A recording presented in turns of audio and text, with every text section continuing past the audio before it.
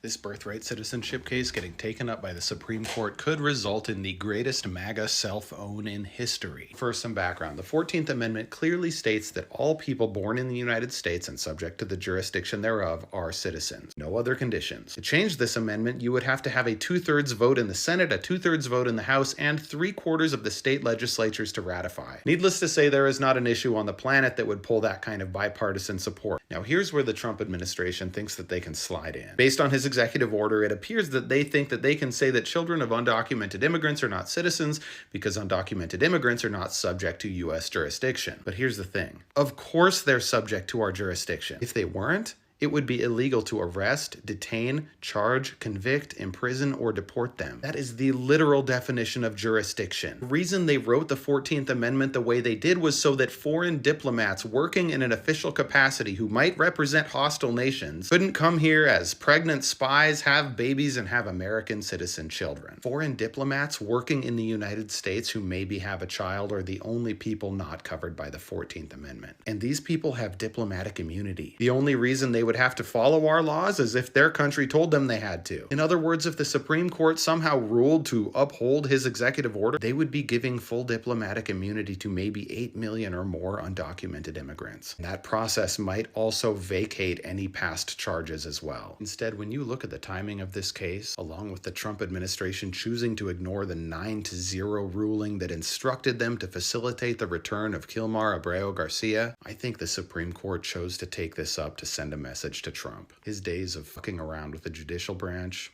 are done.